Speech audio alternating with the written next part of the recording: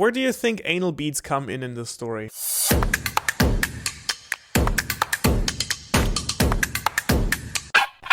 Alright, hello and welcome back to The Thing It Is We Do. This is a very special face reveal episode of the Blue Banana Podcast. It is I, Dream, and with me to my left is Small Dream, and to my either left or right or just right is a larger Dream. Say hello, Dreams. Hello, Dream. I like Minecraft. I also like Minecraft. Am I the large Dream? Yes, you're the large Dream, Moni, you're the small Dream. I thought so. How's the old Minecraft, guys? I love it. I beat the Ender Dragon. Ooh, you know the lingo and everything. You really are, Dream. I've moved on to Roblox. I've played a lot of controversial. Minecraft back in the days. Not to be a gatekeeper here, but I downloaded the game when it first came out, way back in the Oh, days. wow. You're a vanilla The purist. vanilla. I'm a Yeah. pure, yeah. You played it before it got cool. I guess so. Like, it was my friend at school was like, oh, there's this new game. We're kind of playing this in a group. You want to join? You can play it, alone or with your friends, and you can do anything. And so the first thing, like, I didn't get it, what he was saying. He was like, Minecraft. And I was like, oh, you can build whatever you want. That's why the game's called Minecraft. And he was like, yeah, that makes sense, but it's not called that. Interesting. I would have thought you'd have taken it the German way, as in like Minecraft. Like Minecraft. Minecraft. Minecraft means power, so I like that. It's my power. He had already understood that it was English. You'd already decided Minecraft. I got it was English. I don't know. I thought like, oh, it's a world and you can do whatever you want with that world. So Minecraft makes a lot of sense. I don't know. Like, I feel like that's the association my mind jumped to. It might make more sense. We should petition them to change the name. Yeah, I'm sure a rebrand at this stage would do wonders for them. Never know. The most popular game in global history. Yeah, that's what they need. A new name. Yeah. Like the sort of meta of Minecraft. They're going to pull in new fans. We actually have a lot to thank Minecraft for as YouTubers, actually, because that game single-handedly led to one of the explosions of this platform. Everyone watching each other. Yeah, everyone was playing Minecraft. There was a huge Minecraft boom. It got people on the platform. You could say together with a few other games like maybe Fortnite and Call of Duty, but like Minecraft probably single-handedly almost. Fortnite was a lot more recent though, wasn't it? Yeah, so it kind of like plowed the way for the entire gaming niche per se, I would say. When my wife and I started dating, we would actually watch some Minecraft YouTubers together. We used to watch the Yogscast quite a bit. This would have been like 7 or 8 years ago now. Aww. Maybe even 8 or 9 years ago. But yeah. Wow. That's a lot of years. Do you guys now watch Dream? I like how Sophie was like, wow. Kind of like, that was the most unimpressed wow I've ever heard. I've heard that wow before on this podcast as well, I'm pretty sure. Wow. Wow, you fucking nerds. What else did you do? No. It's like, the don't tell me more, or say something more interesting, Liam, you're boring me. It's the wow of a mom who kind of like caught her kids. I don't know. Like, look, Mum, look at my Minecraft thing. Like, oh, wow, yeah. Oh, wow. Well done. Just shut up, child. Either that, but I was more thinking like the kid that got stuck in the washing machine or something and can't get out. And it's like, wow, That just gives me stepsis vibes. I made you. I feel terrible. Well, in case you didn't know, this podcast is probably about a month behind, but the big news that dropped pretty much just today is that the Dream guy, he finally has a face, like a real face. It's been revealed. Have the two of you seen it? Yes, I have. I've seen the memes as well, and the internet is relentless. It is relentless. As soon as the face was revealed, Dream face reveal was trending, and also Ugly was trending right under it. It's rough. It is rough. I mean, I'm not rough. gonna lie. The first thing that I actually read was that apparently he's like a bit of a racist. Dream has had a string of wild controversies, one of which I believe was using the N-word in some of his videos. Okay, I didn't see that part, but yes, it did seem like he had done a lot of shady, crappy stuff, and it was like people trying to justify it's okay, because what can we expect? What sort of face can we expect from a racist motherfucker? I think, and this I'm not so sure, I actually think Dream might be, just in terms of sheer volume of people, the most hated YouTuber, just because so many people know him and dislike him because of all of the controversies. I'm not sure where I pulled that from. It might be my ass, but I'm pretty sure I've heard that on the internet. Source? I made it up. Incredible. Liam's ass approved. Liam's ass approved.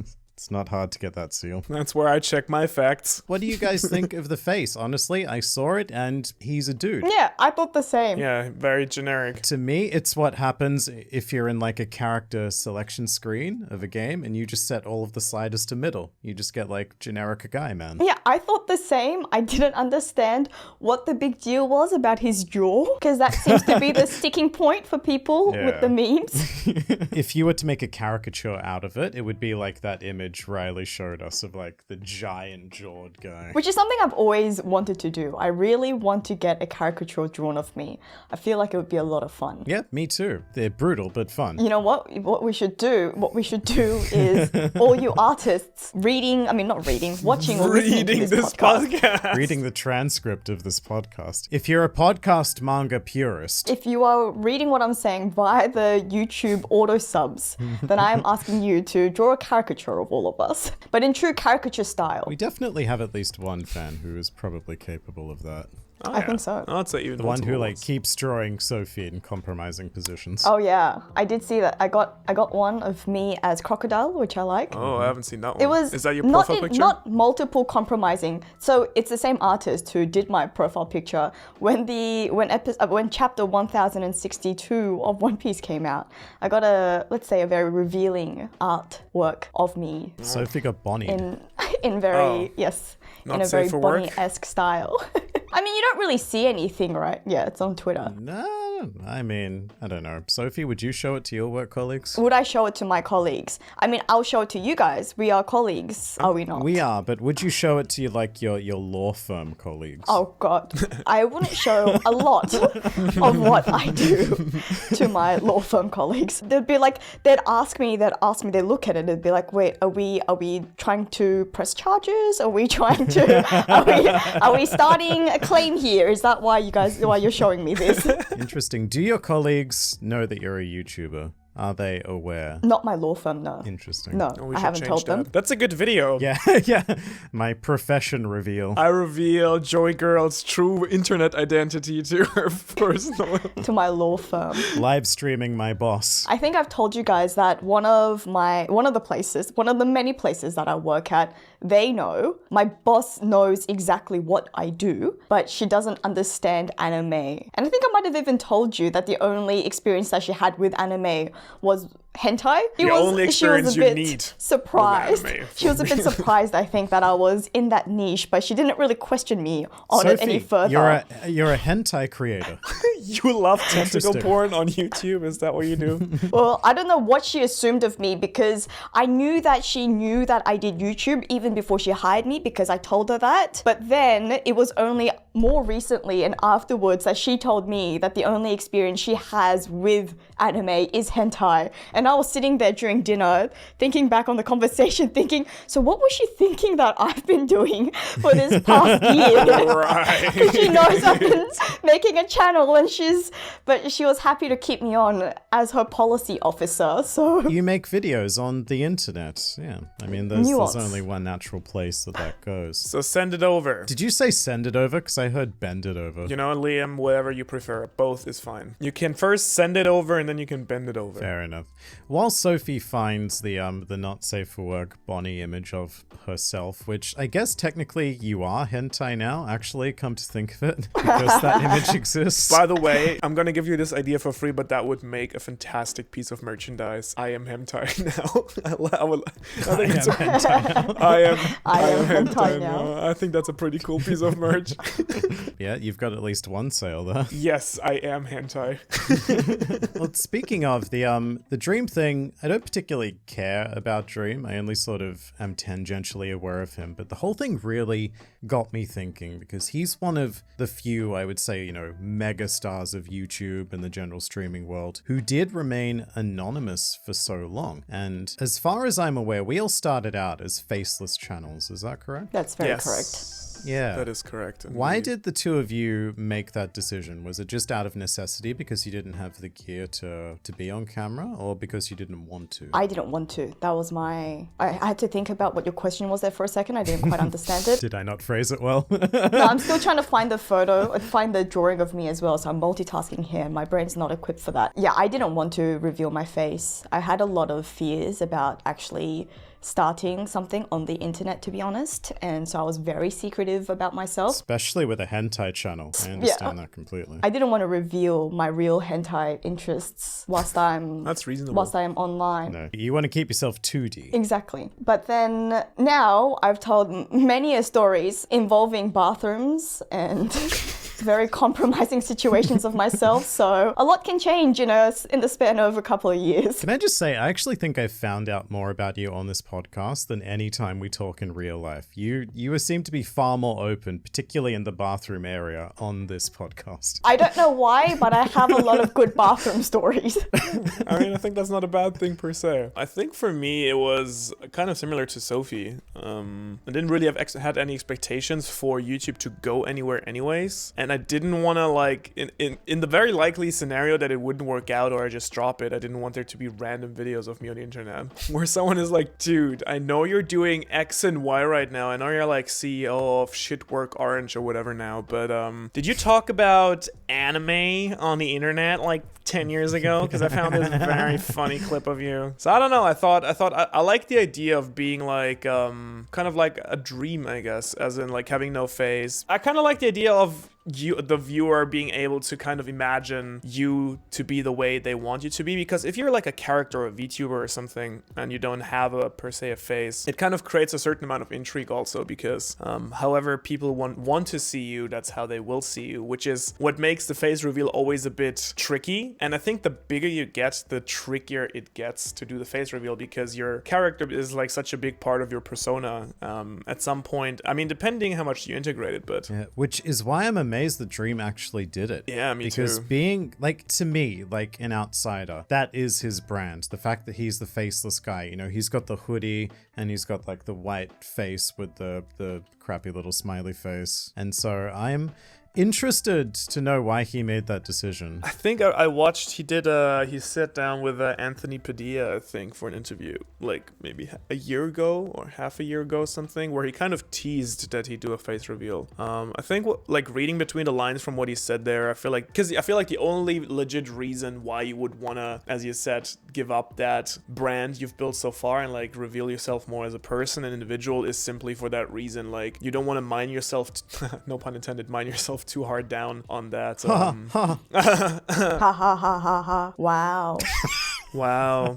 Wow, Manu made a joke. Do you got a disingenuous wow? I always get like the genuine wows. Hey babe, did you also come as good as I did? Yeah. Wow, you blew my world. You were so good. You wowed my world. Yeah, wow. Yeah. It's interesting because like it's not just a branding thing. Like if I was as big as Dream, like I think across all of his channels he has something like 40 million subscribers. I would be terrified to reveal myself because you're instantly becoming like a very mainstream celebrity. Like now he's not going to be able to walk down the street without someone recognizing guy, him. girl, teenager saying, "Oh, it's Dream. I know because the chin, it's Dream." The chin. I'm not fully over this, but he is absolutely massive. And so He is. I don't know, like if I was in that position, I don't think I would want to lose that privacy. Yeah, especially it's a strange decision, or it's an odd decision given that he has been hiding it for so long. And then so why now? I mean, Manu, you said that he teased that he might do a face reveal. Did he provide reason why? Yeah, I feel like that's kind of what he was kind of implying, that you want to build like your personal brand and, be able to do other things as well. I think one thing he said is that he got invited a lot by other creators for like big collaborations collaboration videos, like the Mr. Beasts and Arax out there, like all those guys. And I feel like he probably at some point was like, okay, I really wish I could come and participate and not just, you know, from behind my desk as a voiceover thing. But it must have been a difficult decision because as Liam says, if you're already in the very luxurious position that you are one of the most successful creators on the platform and on the planet, and you still have the luxury of, you know, being able to walk down to the grocery store and nobody know, like that Batman vibe, he probably thought hard about whether or not he wanted to give it up. But in the end, I guess, you know, not being able to connect with the people he spends the most time with online, I would assume, was probably the thing that tipped the scale in the end. Suppose so. And yeah, wanting to do other things, like when you're completely faceless, and you know, this is a big part of my journey to be on camera as well, like it severely restricts what you can actually make, because you can't like film anything. You've always got to be like pulling images or video, and like it puts you in a box. And here is a very fun, potentially explosive fact that I don't think either of you know. Ooh. And I'm not sure that many people would know. Initially, I said that all three of us started out as faceless channels. That is technically incorrect, because the very first video I made on Grand Line Review was raw face. Oh wow. Ooh, let's go. Like 2016. Just, it does not exist anymore. Like, I took it down. Do you have a screenshot? You have to have some sort of copy of it somewhere. I refuse to believe that you don't have any sort of trace of it whatsoever. I think that's also bullshit. I think you underestimate just how ashamed I am of my past. Like, I'm very happy to let it go, but it was a situation where I think I've told this story on other places before. But my very first One Piece video was a chapter review. I waited for the chapter to come out. Back then, it came out at like 7 p.m. on a weeknight. Chapter came out and I was like, all right, I'm gonna make a review video. I'm gonna be famous. How do I make a review video?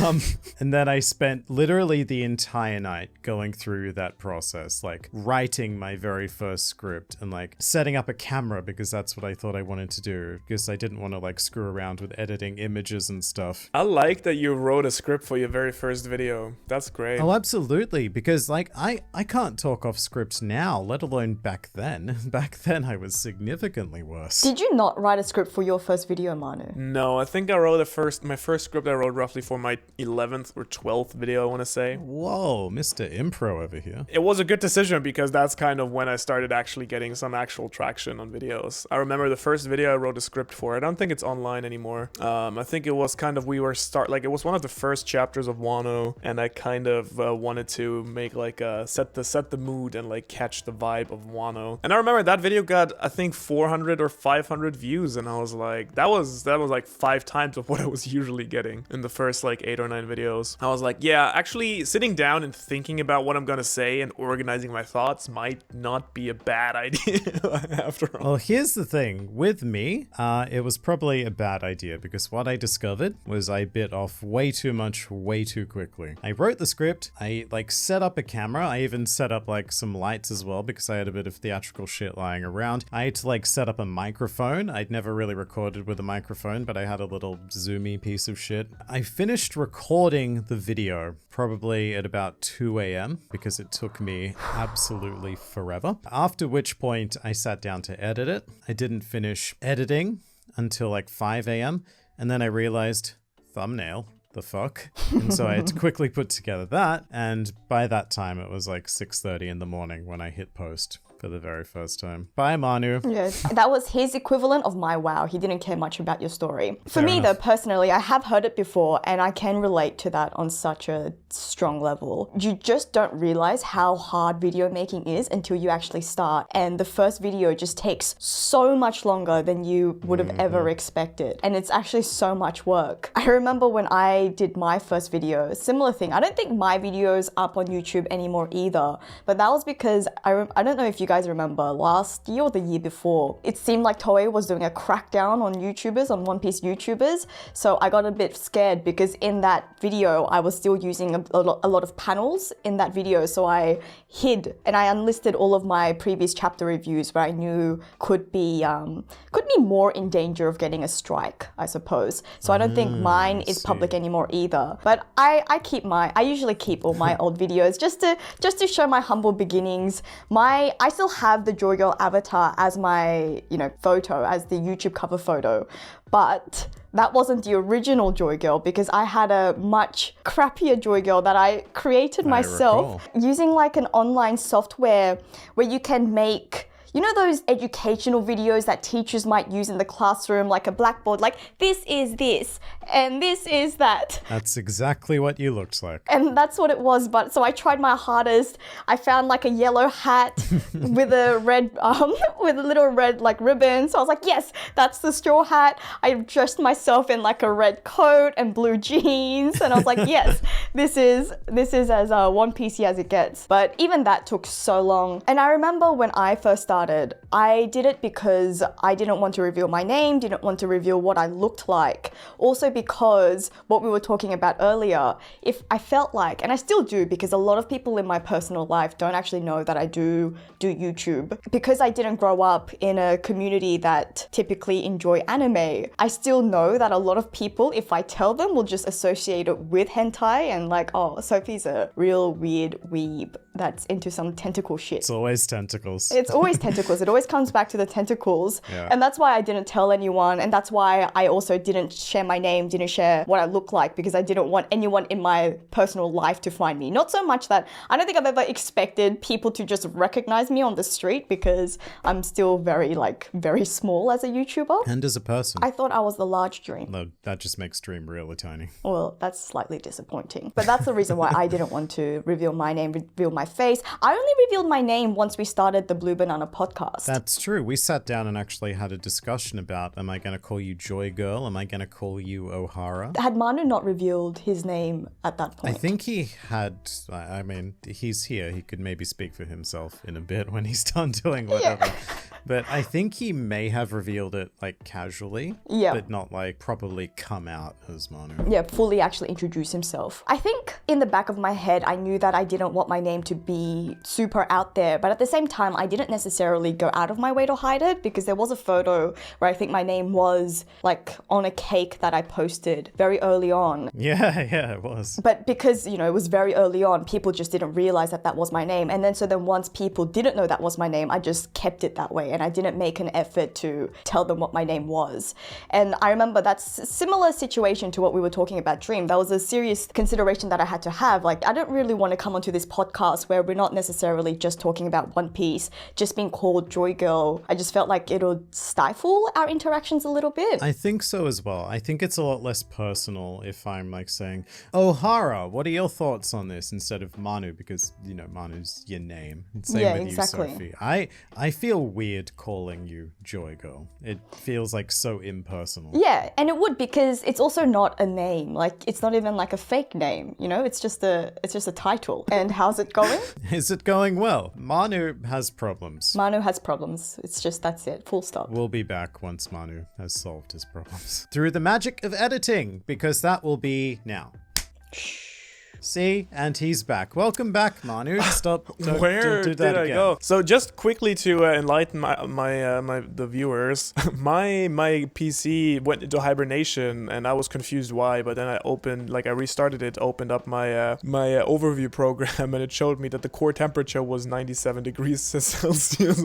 So. You guys probably didn't hear this because Manu's audio, I assume, stopped recording. But mid-conversation, we just heard this growl coming from, it was creepy as crap. I was hoping to solve this. You weren't even on frame. We just heard the growl and it was like, yeah, just out of nowhere. Liam and I were talking. It's just like, I was like, why are you not working? I thought Manu was upset that we weren't giving him any attention or something. Yeah, you just kind of stormed off from our perspective. He was sick of Liam's story, and then the story kept continuing, so he growled.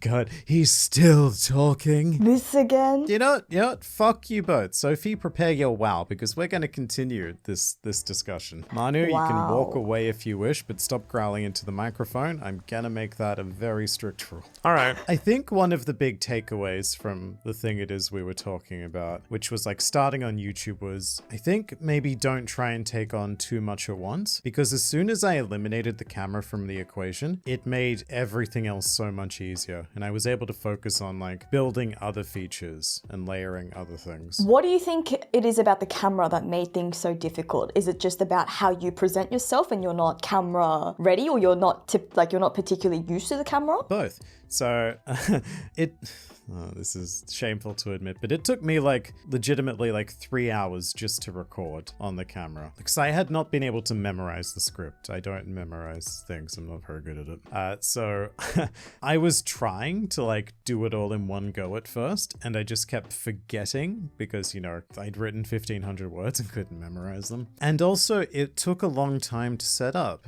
People don't consider setup time. Like you put your camera there, you got to get the right angle. If you're on your own, it's difficult if you don't have a way to see the shot, which I didn't because it was an old camera. You got to like set up the lighting, then you got to check the shot again, but there's no one in the shot to check for you, so you don't really know what's happening. So you do one filming, you realize, oh shit, that's too dark, I've got to do the whole recording again. It's a big shit fight. It was a big shit fight for me. I love those. And as soon as I got rid of that element, it was just so much easier to make videos. And then 3 years down the line, took a long time actually, I re-added that element. Once you got used to the camera. Quickly gonna get some water. Not storming off.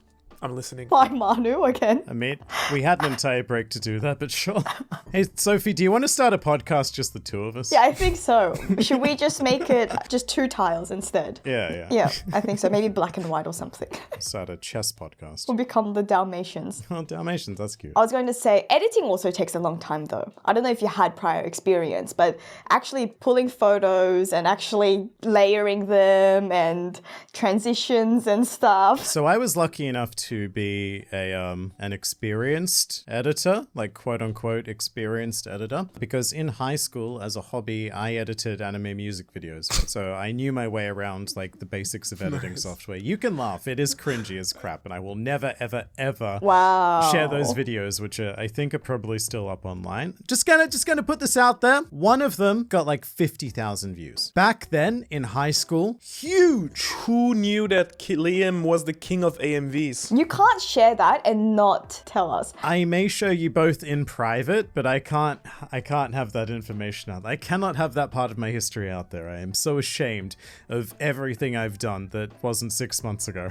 Liam, you have to choose. You have to choose between the AMV or your first video, your first face reveal video. I double that. Well, the AMVs actually exist. I don't actually think that the first face reveal video exists. Oh, well, then I guess it's the AMVs that you have to show. Well, we can't do that because they're all horrendously copyrighted with music. Oh. That was actually my first taste of being copyright struck, because half of my videos don't exist on YouTube anymore because they got struck off the platform. Oh, was that on your channel? I created like 3 or 4 different AMV channels because mine kept getting banned for using copyright music. This is like in 2006, 2007, mind you. Dude, you pioneered the entire genre. I did not pioneer the entire genre. Whoever had the brilliant idea to pair Linkin Park with Dragon Ball Z for the very first time, they are the true pioneers of the AMV genre. Angsty Liam watched that and it was like, oh, this is really... I think the website was it animemusicvideos.org or something, because before YouTube, that was the website where you would upload them and download them.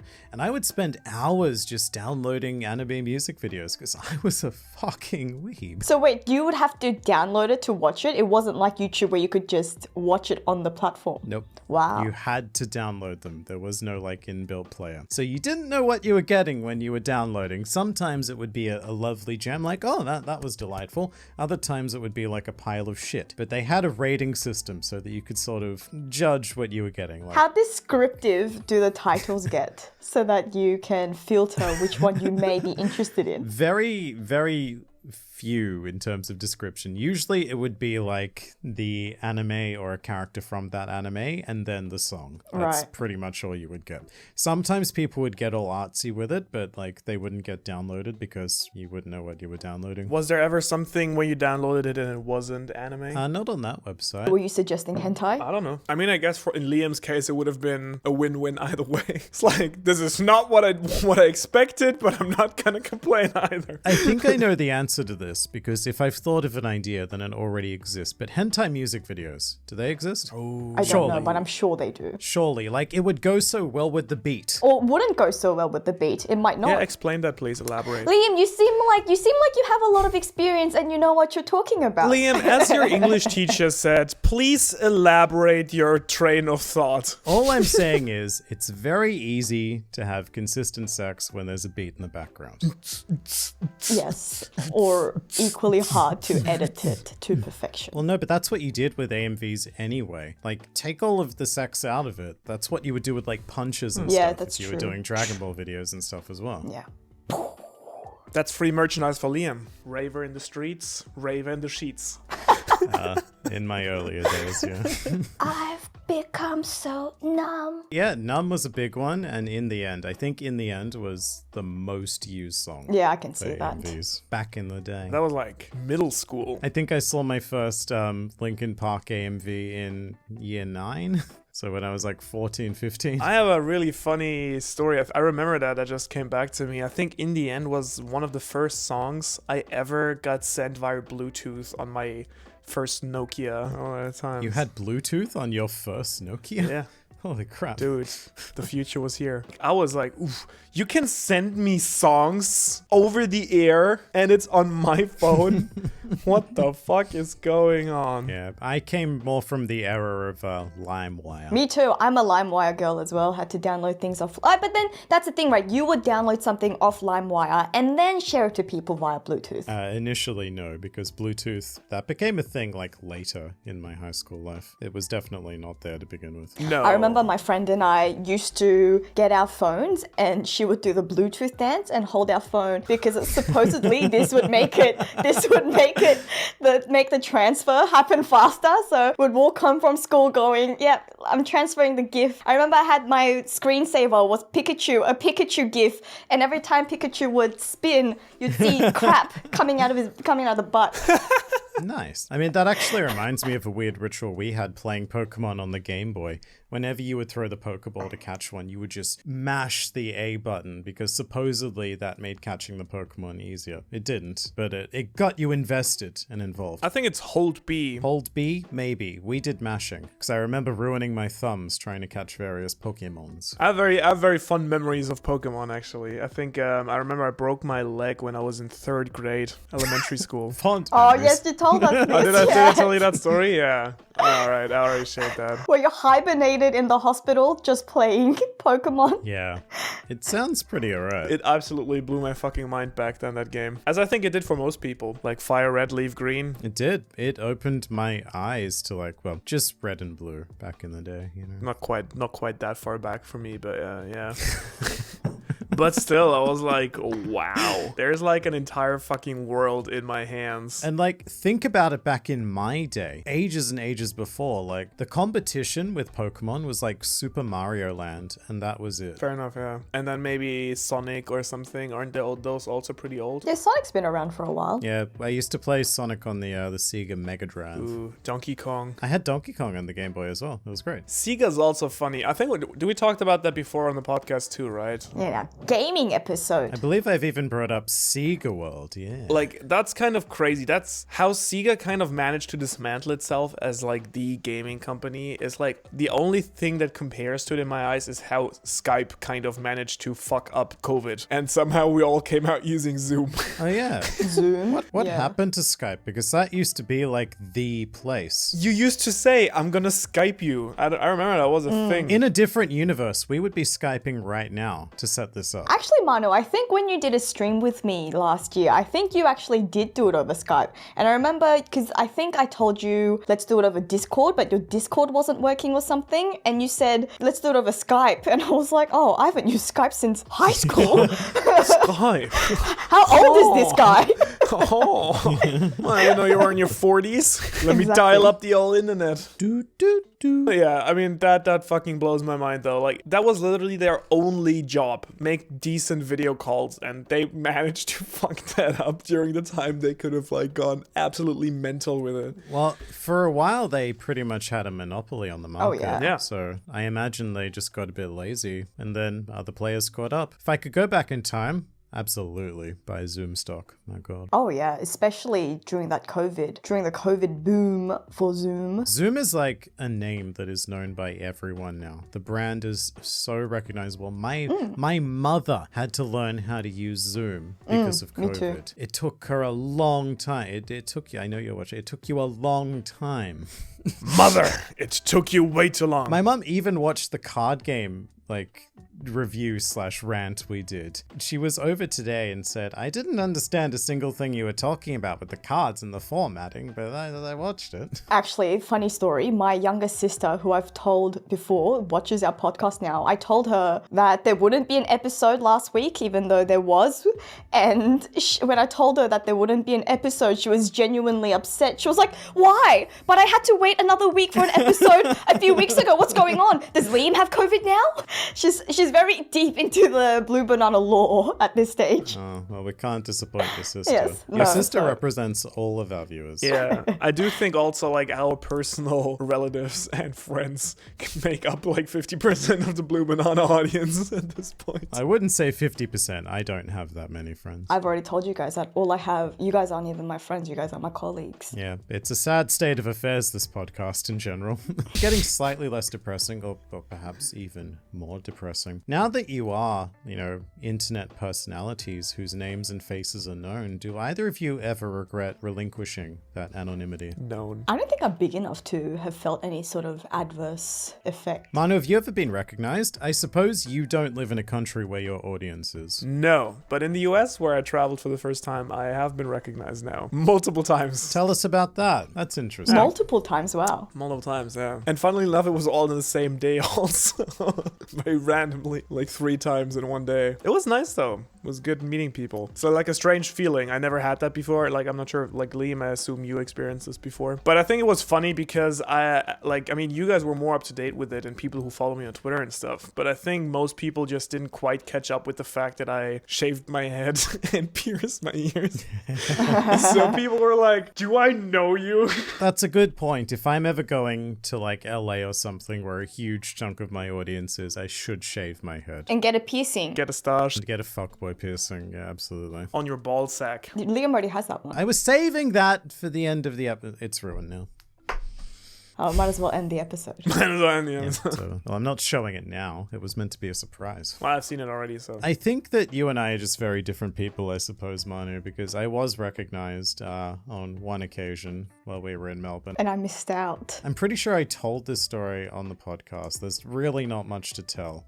It was a very basic interaction. I am eternally grateful to the guy that he didn't, keep trying to talk to me because I was clearly beyond socially awkward and just like, I don't know what to say. I don't know who you are.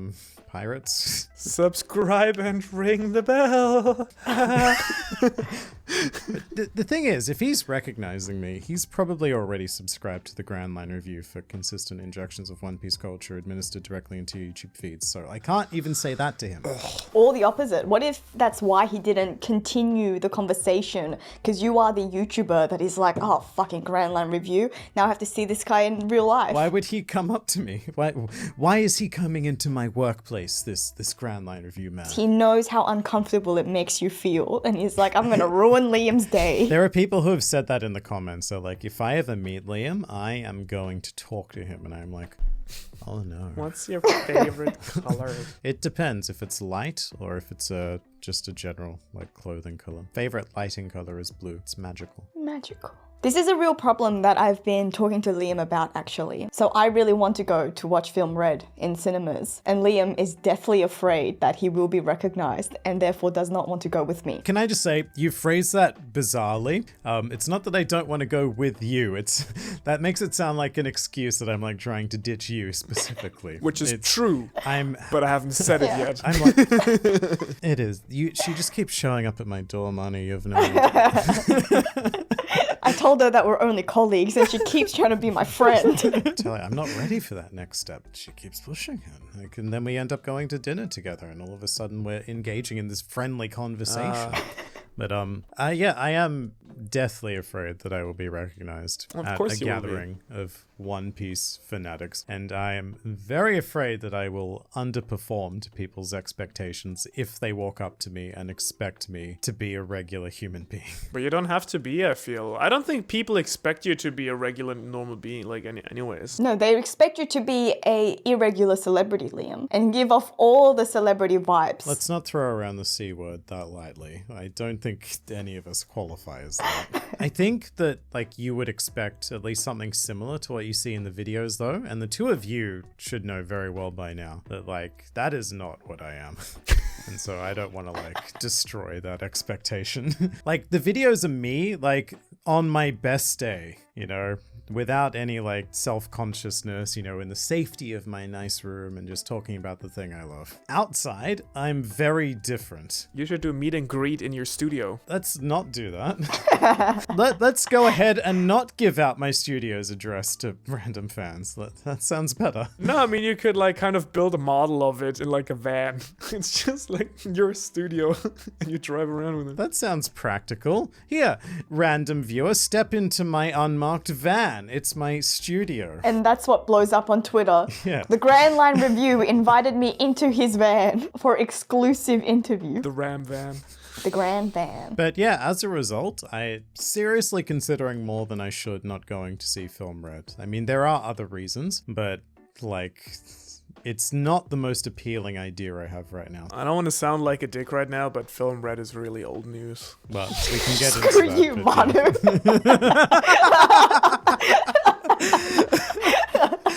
You know what? It doesn't even come out here for another month. Another month. A whole month. We won't get it for another month. It just makes no sense. But I am still very excited. Film Red was so 2021. That was so August. To be fair, I get Manu's point. It is old news. I'm sick of seeing Film Red stuff now. Like, if I see, you know, Uta or Shanks on Twitter doing a Film Red promotion, I'm like, didn't we do that already? Can we not move on to something else? But, like, most of the world still hasn't done it yet. Yeah, it's kind of as if I told you guys, oh yeah, by the way, I can't wait next month to see Doctor Strange Multiverse of Madness.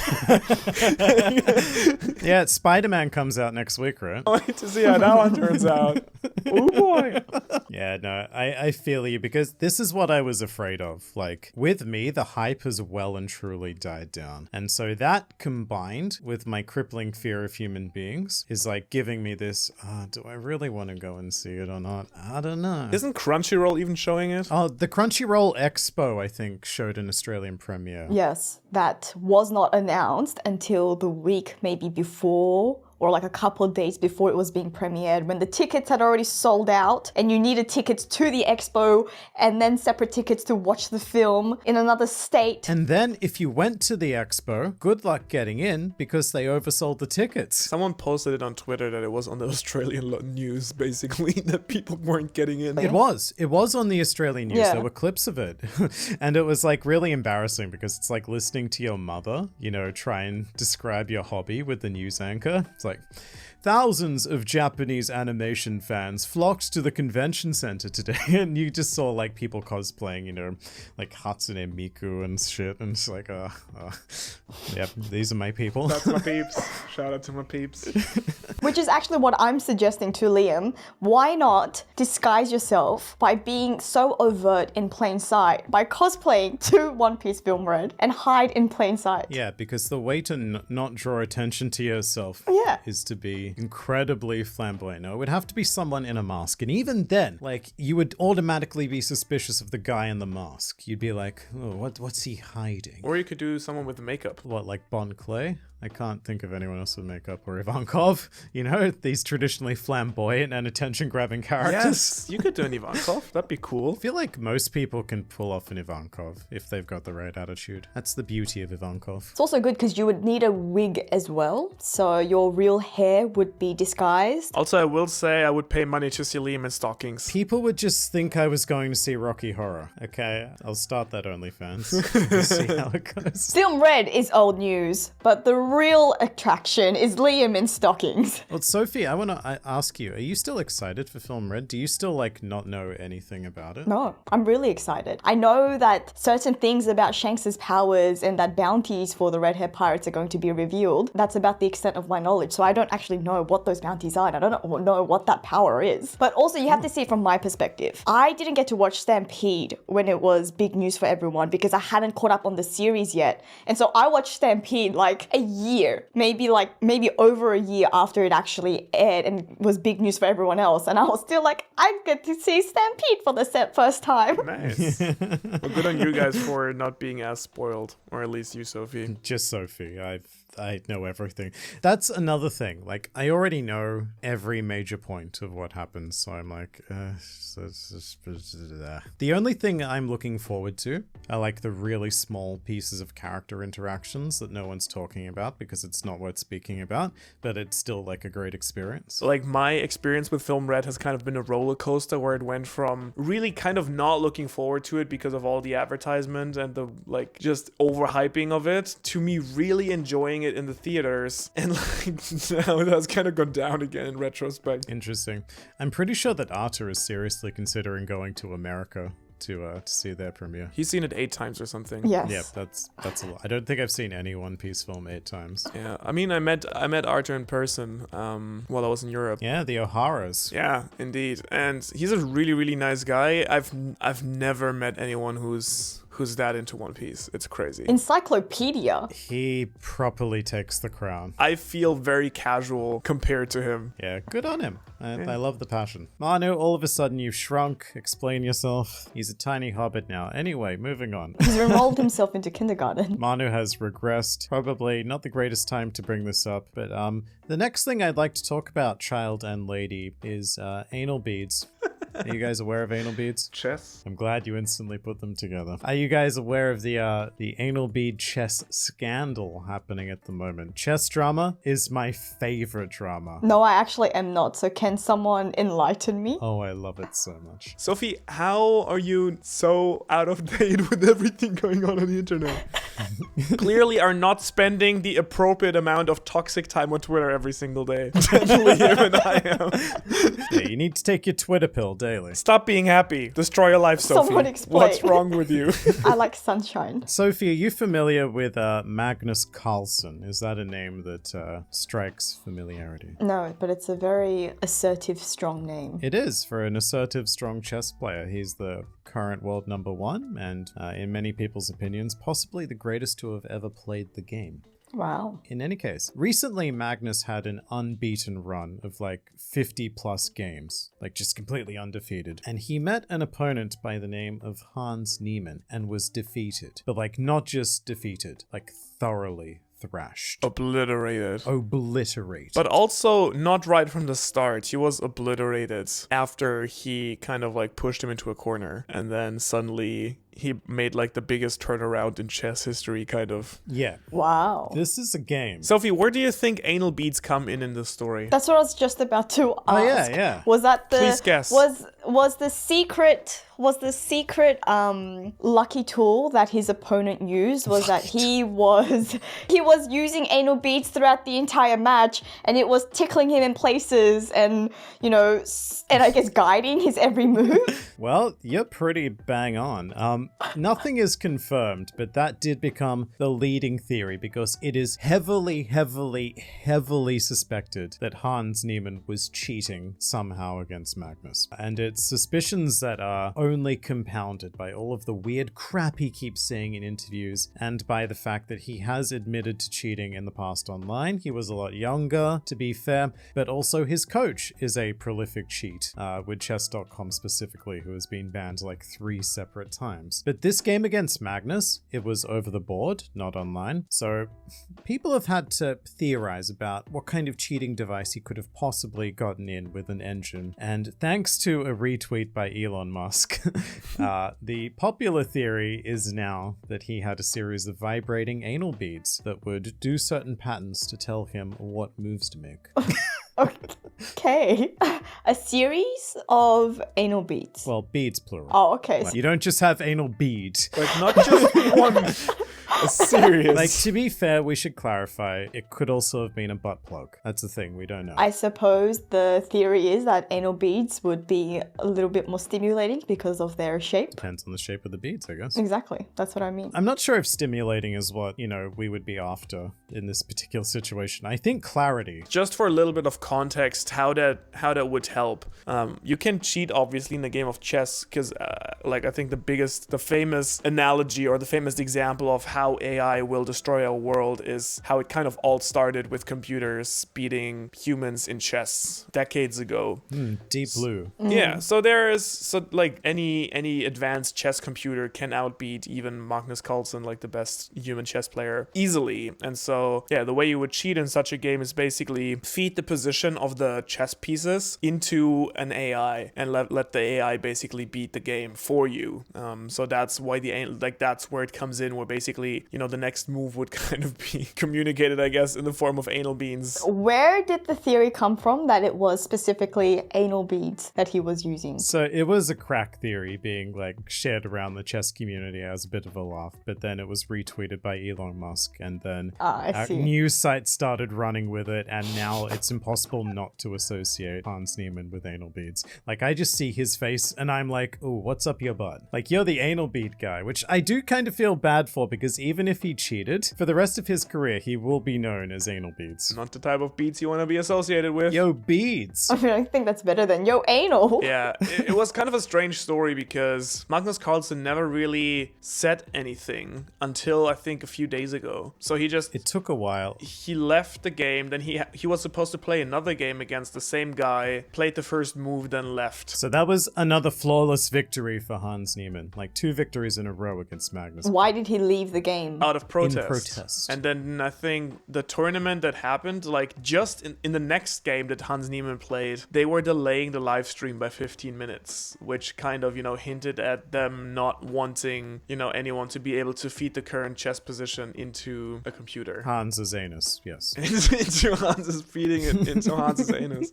Why did Magnus leave in protest? Is he suggesting that Hans Niemann did cheat and that he is aware of this fact? He has since come out with his belief that Hans has cheated. He's made a statement. I think it was mostly the way in which he kind of obliterated the leading world champion in chess, kind of toying with him on the board. I guess to get on the other side of this, there are Niemann supporters and Carlsen critics who the general argument is that Magnus is just kind of salty that he lost, and so he's making shit up. However, it is such a massively long rabbit hole of evidence to go down that pretty much all points towards, this Niemann guy. He's pretty shady past. He's got something up his anus.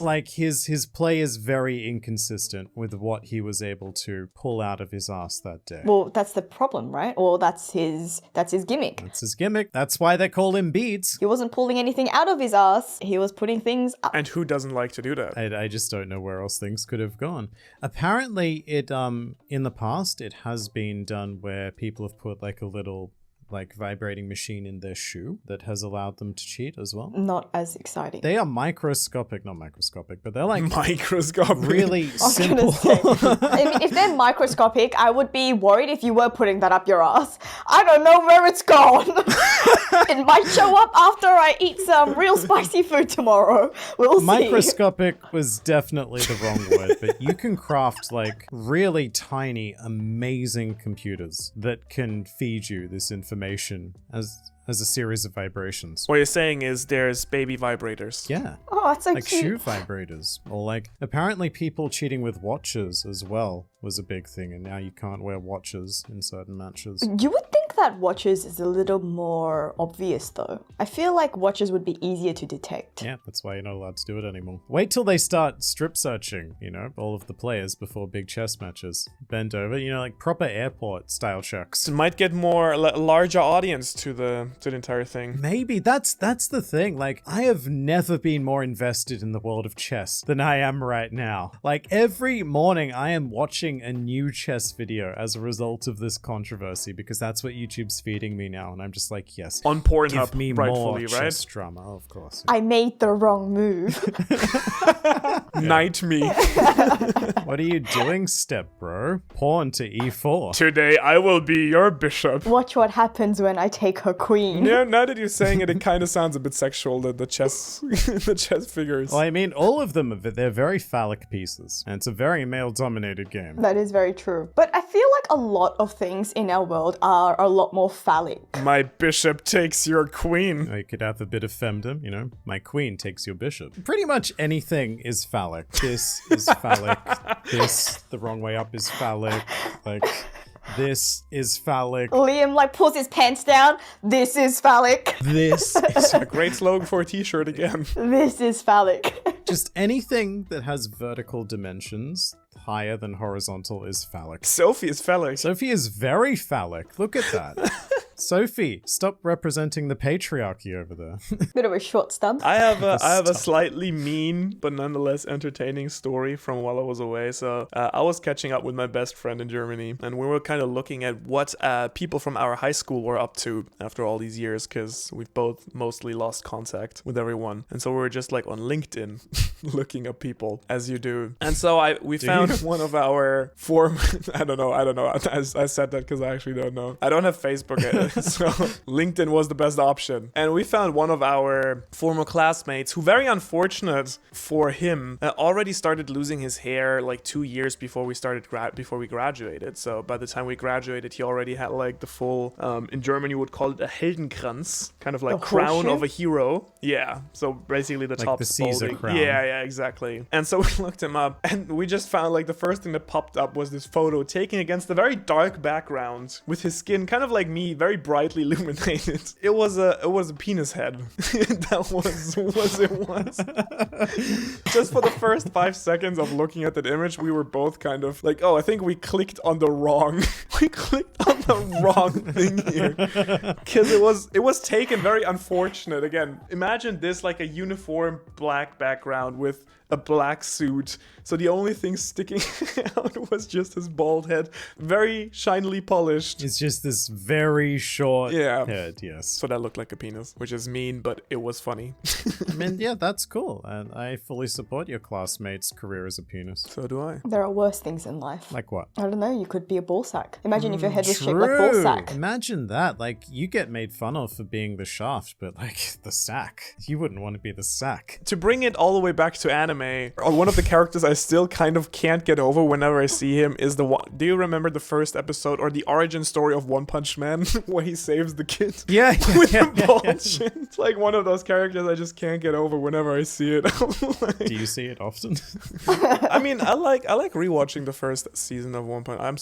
It's one of those anime where I kind of refuse to watch the manga in the hope that the next season will come out soon, but it never does. Did you enjoy season 2? There was a lot of controversy around I did. season I 2. know there was. I still did. I thought season 1... I kind of see what people mean, because season 1 was extremely well made. Season 1 is flawless. It's just a brilliant show. Season 2 is great. Like, it has like more flaws than season 1, but I still enjoyed it a lot. So I agree. I had a lot of fun with it, but there was a lot of whinging on the internet. Gasp! Who would have thought? No, really? On the internet? Season 2 is not as good as season 1.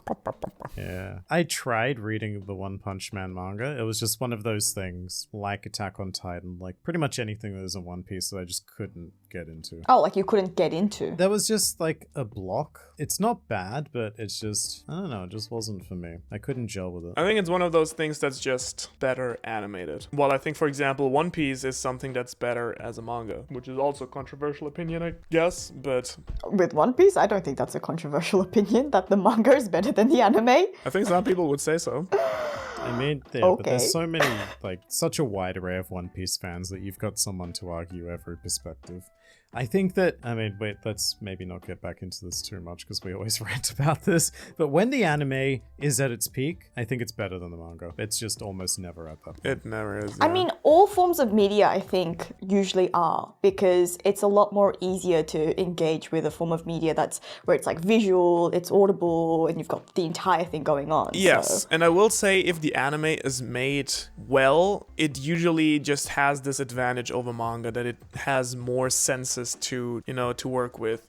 I would, for example, argue, like, in general, I think most anime/manga series that get popular usually tend to do that because of the anime, because it did something really well. Like, one of the best examples I personally think is, for example, Haikyuu, which I did continue reading the manga, and it's an okay manga, but it's really what they did with the anime that made it, get as popular as it did. I love the anime. It's so good. Yeah, similarly, Jujutsu Kaisen. Demon Slayer. Demon Slayer is the example. Demon Slayer is the Exactly. best example. The example, Yeah. yeah. The art style is just so different when you look at the manga. It takes adjusting to, yeah. Yeah. And like the anime just looks like this flawless like piece of art. That's a very interesting case study because I think it proves that if everything else goes really well, you can get away with the story still has to be a story, so you can't get away with complete, terrible writing. I think no, fantastic imagery in the world can make up for that, but I think you can get away with fairly mediocre writing if everything else is tuned to 100. I agree. You just need like a solid skeleton, and then you can fill it with flesh, and it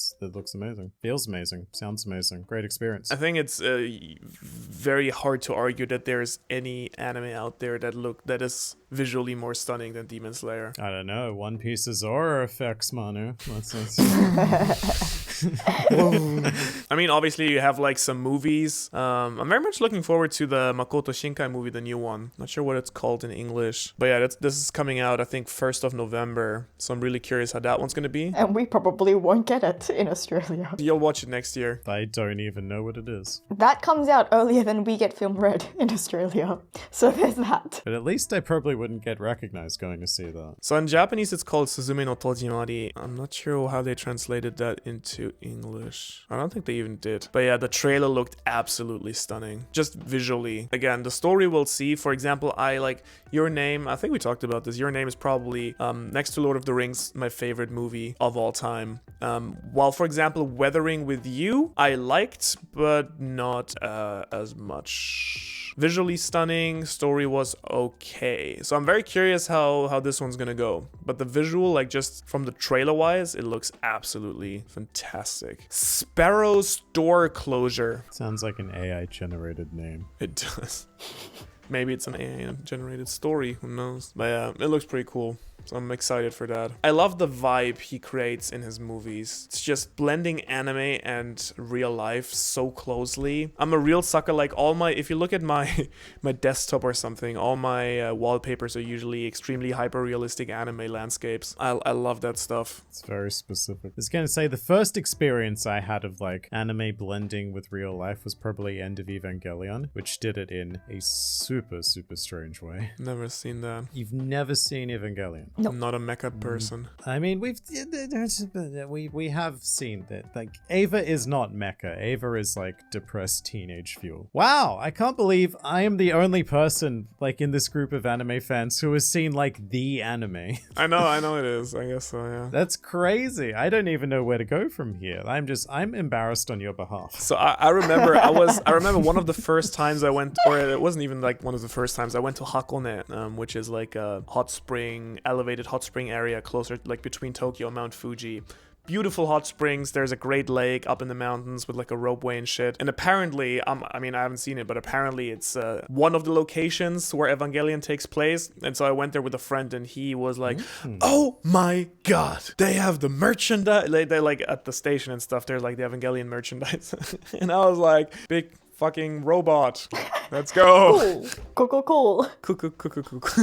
Yes, so bathe in Japan's red Evangelion-themed hot spring. Holy crap. That sounds fun, Let though. me get some pictures of this. Oh, that looks wild. What I think is much more interesting, they have like, have you guys seen Laid Back Camp? I think we've talked about this. It's huge here in Japan. No, you told us about this, but no. It's this camping anime that's just super huge here. I absolutely love it. They had a movie also, and basically it takes place also around the Fuji area, like in the prefectures around there. They go to different camping spots, beautiful scenery, and like a lot of the the places they go to are actually real places, like real camping sites, real onsen, and obviously they all make hardcore advertisement there. But I watched it, so I'm into that. I can't really speak for Evangelion. The Ava hot spring is interesting because, like, the gimmick is that it's obviously just like water with red lights, but you're meant to be bathing in LCL, which in the series is like this liquid substance that allows the Ava pilots to mentally connect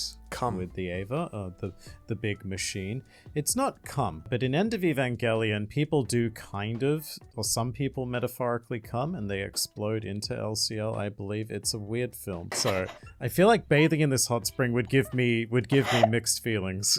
Tourist tip: if you're in Japan, don't come in the onsen. Thank you. I will take a note of that. You can't hold me back. Japanese people find it very disrespectful. I don't know why. Should make a video about that. I mean, look, if they're gonna make me get my dick out... Those videos, by the way, do crazy views. The things not to do in Japan. Maybe I should do one of those. Don't jerk off in the offspring. In the hot spring. Do not check on That would be a fun one to do, actually. I think you should do that video, like a parody. Oh, I thought Liam should. I was like, Liam, you should absolutely jerk off in the you should definitely jerk off in the hot spring. Oh, mate, that's an IRL live stream waiting to happen. And then the Japanese government will close its borders again. If I reach my sub goal, I will come this many times in the hot spring. It's like, and on Twitch, you only get banned for 5 days max if you show your dick. And yet, exactly, there's no problem. So I'm just sitting there, like, whacking off on it. Thank you for the bits. Konnichiwa. Nihongo wakarimasen. Konnichiwa. Good morning. Do you want to touch my sushi? Why does this always end up with me doing these things, these hypotheticals? I feel like I'm always the one. Even though Manu brought it up, I'm the one who it's like being delegated to. Well, you said it would be fun doing. What? No, I didn't.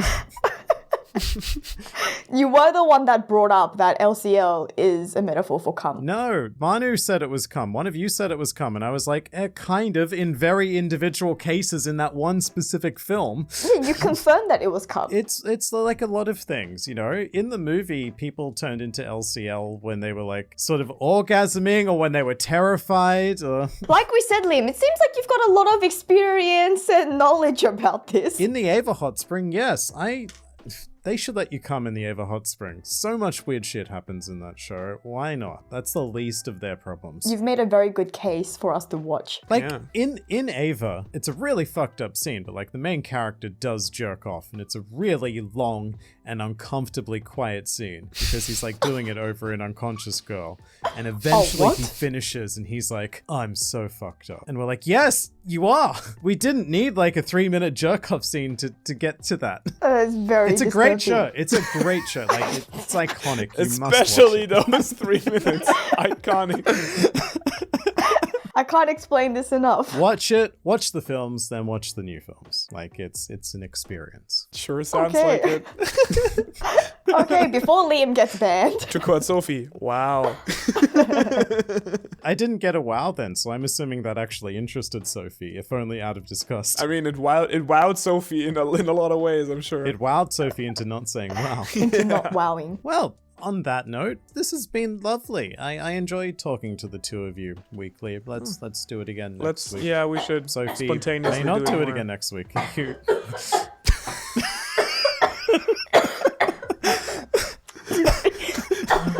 You couldn't wait 60 seconds to wrap up the podcast. You just had to have your coughing fit now. That was a protest. I'm obviously not enjoying talking to you guys. Sophie was like, talk to you again next week. Say goodbye, Dreams. Bye. Goodbye. Bye.